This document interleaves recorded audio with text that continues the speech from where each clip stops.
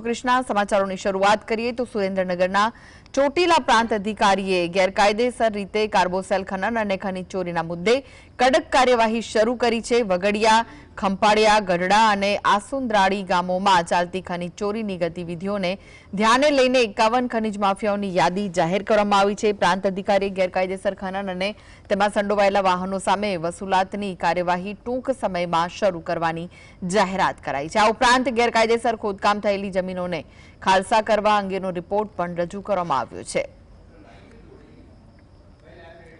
તો આ વિશે વધુ માહિતી માટે જોડાઈ ગયા છે સંવાદદાતા ફઝલ।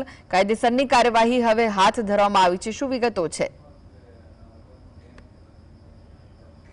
ચોરી થઈ રહી છે તેમાં પણ કાર્બોસેલની ખનીજ ચોરી કરી અને ખનીજ માફિયાઓ કરોડો રૂપિયાની કાળી કમાણી કરતા હોય છે। ત્યારે સુરેન્દ્રનગર જિલ્લાના ચોટીલા પ્રાંત અધિકારી હરેશ મકવાણા છે તેમના દ્વારા ખનીજ ચોરી કરતા માફિયાઓની યાદી જાહેર કરવામાં આવી છે। મૂળી તાલુકાના જે 4 ગામમાં વગડિયા, ખંપાળિયા, ગઢડી અને આસુંદરાળી જે ગામોમાં ગેરકાયદેસર કાર્બોસેલની ખાણો ચલાવવામાં આવતી હોય છે ત્યારે તેમની જે નામો છે તે જાહેર કરવામાં આવ્યા છે।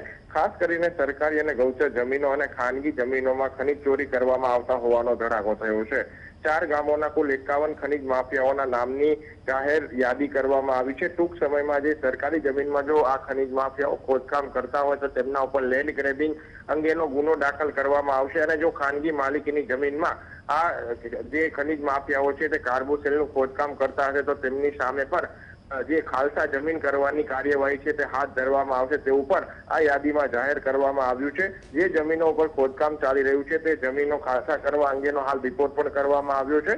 જો કે સુરેન્દ્રનગર જિલ્લામાં જે ખનીજ ચોરી ચાલી રહી છે તે અંગે હવે પ્રાંત અધિકારી દ્વારા એક્શન મોડમાં આવી ગયા હોય તેવું હાલ લાગી રહ્યું છે અને પ્રથમ તબક્કામાં મૂળી તાલુકાના 4 ગામોના કુલ 51 જેટલા ખનીજ માફિયાઓના નામની યાદી જાહેર કરી અને તેમના ઉપર કડક પગલાં છે તે હાલ હાથ ધરવામાં આવી રહ્યા છે। જી આભાર સમગ્ર માહિતી આપવા માટે।